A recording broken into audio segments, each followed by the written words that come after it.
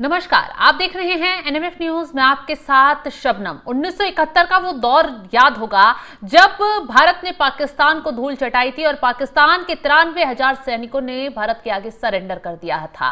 कुछ इसी तरह पाकिस्तान में फिर हुआ है। पाकिस्तान के 500 से ज्यादा सैनिकों ने बलूचों के सामने सरेंडर कर दिया है और लड़ाई लड़ने से इनकार कर दिया है। बसों में भरकर ये पाक सैनिक जो है बलूचिस्तान से पंजाब लौटाए गए हैं और जिसके बाद पाकिस्तान सैनिकों की और पाकिस्तान की एक बार किरकिरी फिर से शुरू हो गई है। इसी पर चर्चा के लिए हमारे साथ मौजूद है वरिष्ठ पत्रकार पंकज प्रसून जी। पंकज जी, जिस तरीके से पाकिस्तानी सैनिकों ने बलूचों के आगे सरेंडर कर दिया है, क्या ये बलूच की आजादी की शुरुआत है? नहीं, इतनी जल्दी आजादी की शुरुआत नहीं है। जंपिंग टू द कंक्लूजन हो जाएगा। हाँ। जो डेवलपमेंट हो रहा है हकीकत में मैं बता रहा हूं। हाँ। वहां पे हो ये रहा है कि अब तक जो बलूच थे वो गुरिल्ला वारफेयर कर रहे थे। आए, कहीं बम लगाया और उनका एक वीडियो बनाने वाला चैनल था, वो वीडियो बनाया और भाग जाते थे। हाँ। तो पहला स्टेप वो था। फिर जब इन्होंने क्या बनियान ऑपरेशन चलाया था ना, चड्डी बनियान ऑपरेशन भारत के खिलाफ। तो एक सेकेंड, तो वो बनियान ऑपरेशन के बाद बलूचों में कॉन्फिडेंस आ गया है कि ये लोग जो हैं वो भागने वाले लोग हैं, इन्हें हराया जा सकता है। और जब इनका सारा एयरबेस वगैरह तबाह हो गया तो हम भी कुछ कर सकते हैं। उसके बाद उन्होंने अपनी स्ट्रेटजी बदली और उन्होंने क्या किया पता है? सबसे पहले तो जो इनके टावर्स थे, जो सिग्नल टावर, उनको सबसे पहले निशाना बनाया, उनको उड़ा दिया। उसके बाद पाकिस्तानी फौज ने वहां ड्रोन्स भेजे, ड्रोन्स को ही मारकर गिरा दिया उन लोगों ने। फिर इन्होंने स्ट्रेटेजिक लोकेशन पे, चौकियों पे कब्जा करना शुरू किया। और लोकेशंस कैसे? जैसे ऐसा बहुत इंटीरियर एरिया में नहीं, मेन जैसे क्वेटा कराची हाईवे, उसको ब्लॉक कर दिया। और सिर्फ ब्लॉक नहीं किया, 3-3 दिन तक वहां बैठे रहे और पाकिस्तानी फौजी भाग गए। और जितने भी अलग अलग बलूच फाइटर्स जो लड़ रहे थे, जैसे बलूच लिबरेशन आर्मी था, बलूच लिबरेशन फ्रंट था, इस तरह के बहुत सारे संगठन थे, सबने मिलकर एक अम्ब्रेला ऑर्गेनाइजेशन बनाया और नाम रखा ब्रास। और जो रेगुलर आर्मी है उस तरह का स्ट्रक्चर दिया कि उसमें कोई लेफ्टिनेंट कर्नल है, कोई मेजर है, कोई ये तरह से।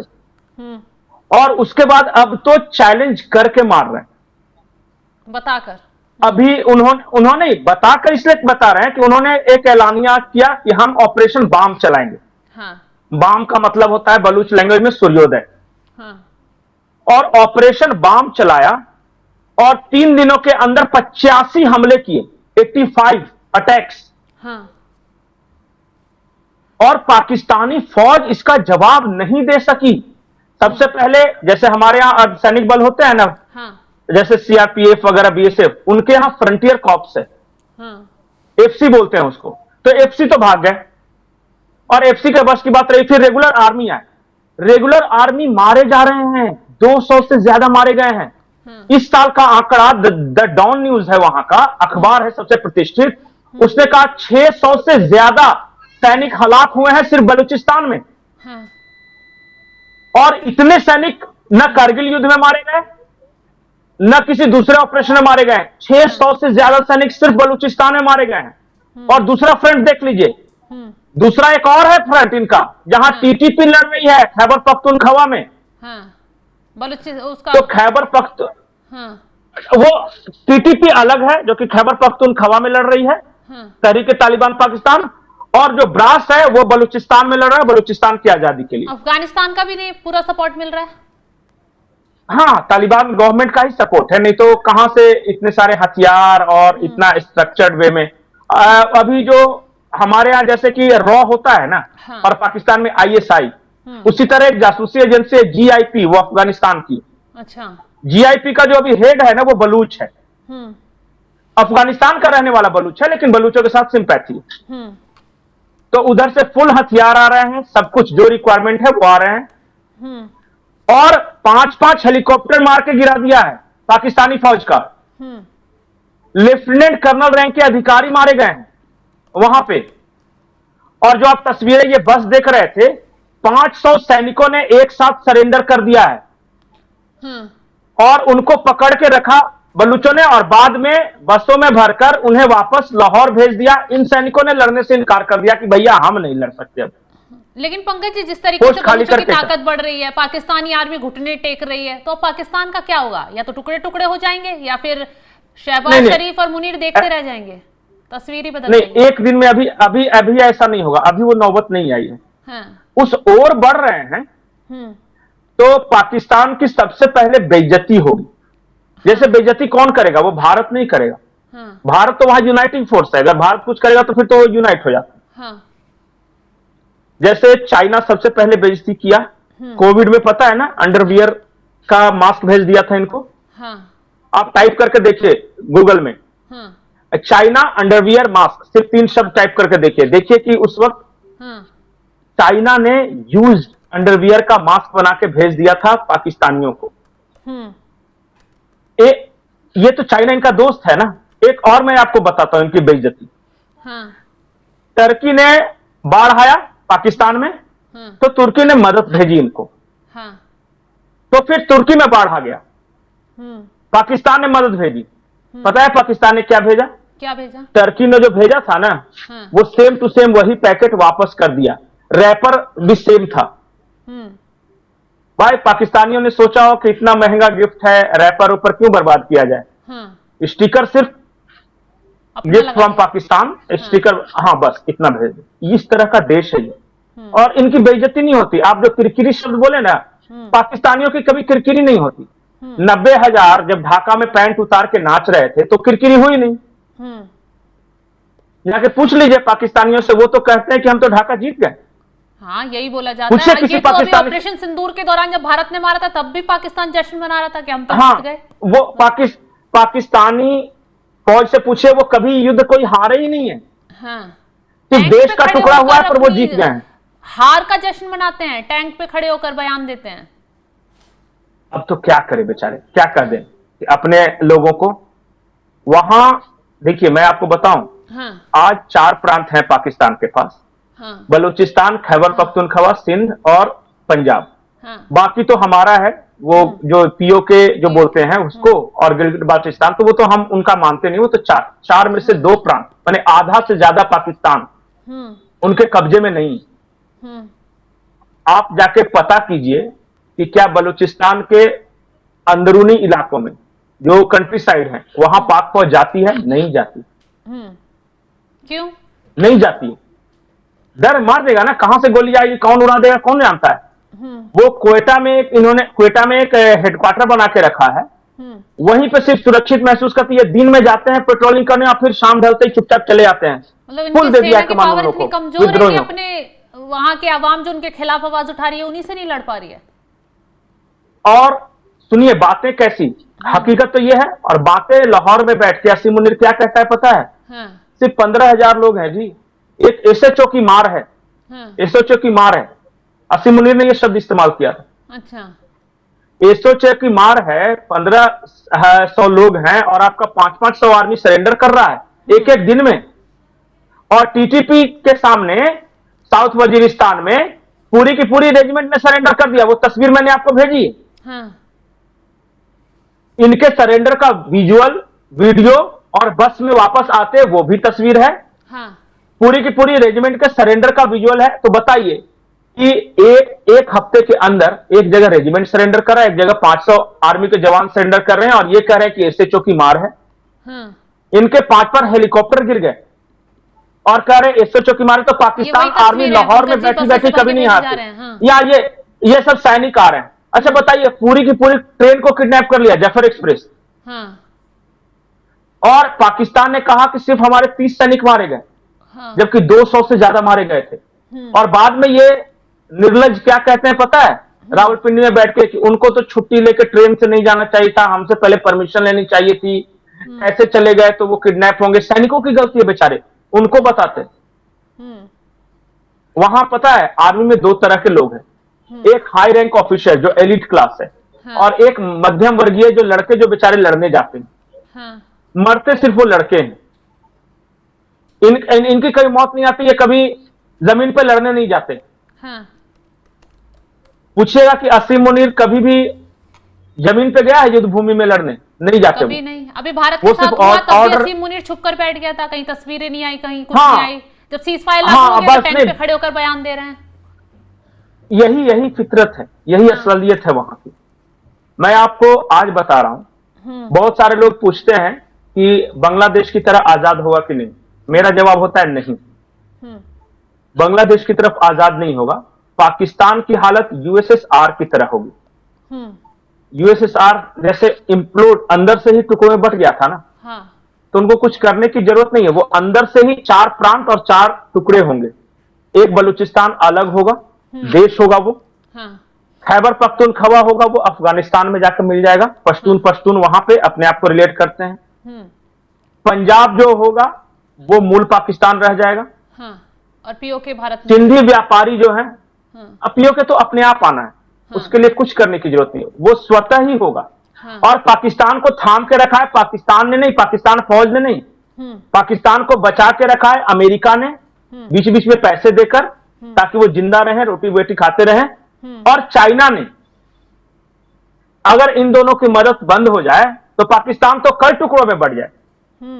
लेकिन उनको इसलिए पाल के रखा है कि किसी तरह ये सरवाइव करते रहें और हमारे काम आ सके। ये स्थिति है हकीकत में, लेकिन भीख दे दे के कब तक किसी को जिंदा रखिएगा।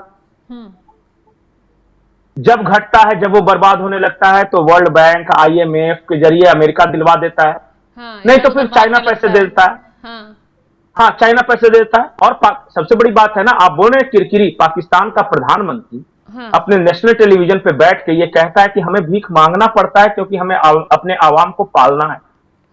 ये वहां के प्रधानमंत्री के लफ्ज है।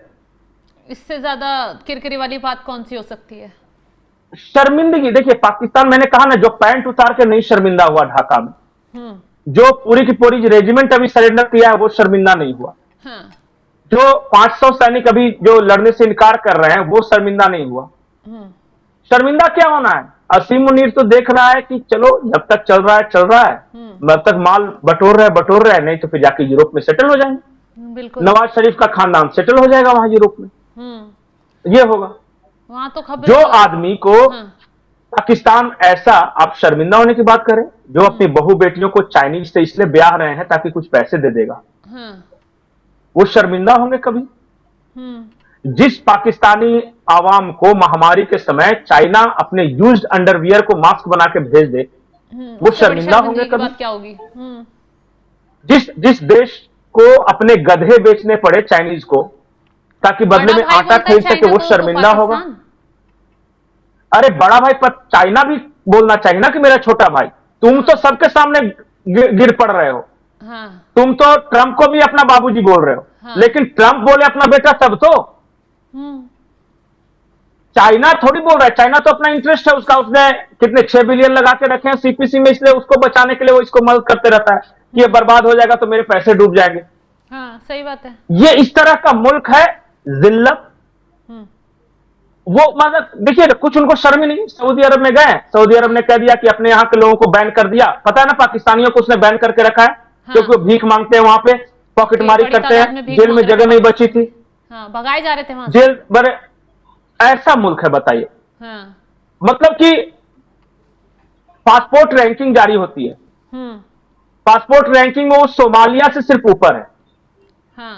आप देख लीजिए इंटरनेशनल पासपोर्ट, और फिर भी वो कहते हैं कि हम तो भाई सबसे बढ़िया, हम ही जंग जीत गए। उनका सिर्फ एक ही गर्व का विषय है, जो कहते हैं कि हम परमाणु जो है ना ताकत है, और जो कुछ बोलेगा, ईरान को परमाणु बम दे देंगे, तो अफगानिस्तान को परमाणु बम दे देंगे, तो भारत पे परमाणु बम मार देंगे। अरे परमाणु बम पे भी उनका कंट्रोल नहीं है। इस बार भारत ने मार के दिखा दिया ना नूर अली खान बेस पे, कहां कुछ किया। बाद में पता चला कि अमेरिका उस आग को बुझाने के लिए आया है। बाद में खबरें छपी है, अमेरिकी मीडिया में भी खबरें छपी है कि वो तो अमेरिका ने इनको बम दे के रखा है, यहां पे स्टोर करके रखा है, ताकि अमेरिका में कोई घटना नहीं हो सके और चाइना के खिलाफ इस्तेमाल करना हो, चाइना इंडिया के खिलाफ, तो यहीं के यहीं इस्तेमाल कर ले, इन्हीं के थ्रू। ये हकीकत है पाकिस्तान की। आप इनके कोट टाई पे मत जाइए, ये भी भाड़े के हैं, ये जो पहन के बैठे हुए। आवाम कहां पहनती है? आवाम तो पठान सूट में पहनती है। ये जो एलिट है ना वहां के, वो सिर्फ कोट टाई पहनते हैं। एक को प्रधानमंत्री बना के रखा है, तो प्रधानमंत्री का हालत यह है कि उसके बड़े भाई को आर्मी ने देश निकाला दे रखा है, नवाज शरीफ को। सोचिए, बड़ा भाई को देश निकाला दे रखा है उसी आर्मी ने, और छोटे भाई को यहां प्रधानमंत्री बना के रखा है, असीम मुनीर का तलवे चाटते रहते हैं। दूसरा एक बिलावल भुट्टो है, उसकी मां को इसी आर्मी ने मारा, परवेज मुशर्रफ ने, और वो बेगैरतों की तरह, ट्रांसजेंडर की तरह नाच रहा है वहां शादियों में। देखा कि नहीं वो वीडियो? ये हकीकत है वहां के पॉलिटिशियंस। बिलावल भुट्टो को कि मैं प्रधानमंत्री बनूंगा आने वाले वक्त में। घबराइए मत, 2026 के जनवरी तक बिलावल भुट्टो ही प्रधानमंत्री बनने वाला है। शहबाज शरीफ को हटा के दो तरह का ऑपरेशन करने। खुद ये जो असीम मुनीर है खुद सत्ता में नहीं आया, क्योंकि सत्ता में आने के बाद फिर वहां के लोग गोल बंद होने लगते हैं आर्मी के खिलाफ। तो ये क्या कर रहा है कि एक सॉफ्ट फेस दिखाने के लिए वेस्टर्न कंट्रीज को बिलावल भुट्टो को कुर्सी पर बैठाने वाला है, और दूसरा ऑपरेशन ग्रीन के नाम से मरियम नवाज को ही अपने साथ लेकर घूमने वाला है। ये देखिए 2026 के जनवरी से पहले ये होना है, सारा प्लान तैयार है वहां, और शहबाज शरीफ को धक्के मार के भगा देगा। क्योंकि वो मरियम नवाज को जब साथ में रख लेगा तो नवाज शरीफ की पार्टी का सपोर्ट मिल ही जाएगा, शहबाज शरीफ की कोई जरूरत है नहीं। ये है पाकिस्तान। पाकिस्तान के क्या हालात हैं वो हमने आपको बताए, तो तमाम जानकारी देने के लिए पंकज जी आपका बहुत बहुत शुक्रिया। बलूचिस्तानी जो हैं अब पाकिस्तानी सैनिकों को कैसे खदेड़ रहे हैं? एक बात बताऊं, आखिरी एक अंग्रेज फिलोसफर थे, फिलोसफर नहीं थे, उनका नाम जॉन रीड है, वो काम करते थे जासूसी एजेंसी में। उन्होंने एक लाइन कही थी, हमेशा याद रखिएगा, पाकिस्तानी और भारत के लोग सोचते हैं कि धर्म के नाम पे बंटवारा हो, लेकिन धर्म के नाम पे बंटवारा होता तो सारे मुसलमान उधर होते और सारे हिंदू इधर होते। बिल्कुल। रेड क्लिफ लाइन आईक्यू के आधार पे बंटवारा हुआ था, दिमाग के आधार पे। सारे बेवकूफों को रेड क्लिफ से उधर फेंक दिया और समझदार इधर रह गए। ये जॉन रीड ने कहा था, कहीं पढ़िएगा उस बारे में। बिल्कुल सही कहा आपने। जिस तरीके से पाकिस्तान के अंदर अब विद्रोह छिड़ा हुआ है, पाकिस्तानी सैनिकों को पाकिस्तान के ही लोग घेर रहे हैं, यानी बलूचिस्तानियों ने पाकिस्तान की सेना को इस कदर घेर लिया है कि सैनिक अब लड़ने से मना कर रहे हैं, और सरेंडर भी बलूचिस्तानियों के सामने कर दिया है। 500 से ज्यादा सैनिकों ने यहां सरेंडर कर दिया है। खबर आने से पाकिस्तान में ही हड़कंप मच गया है, क्योंकि चारों तरफ पाकिस्तान की किरकिरी शुरू हो गई है। फिलहाल अब देखना यह होगा कि बलूचिस्तानियों की ये ताकत पाकिस्तान पर कितनी भारी पड़ती है। क्या जल्द ही पाकिस्तान के टुकड़े टुकड़े होते हैं? इस खबर को लेकर आप क्या राय रखते हैं? कमेंट बॉक्स में अपनी राय जरूर बताइएगा, और तमाम खबरों की अपडेट के लिए आप हमारे साथ जुड़े रहें। नमस्कार।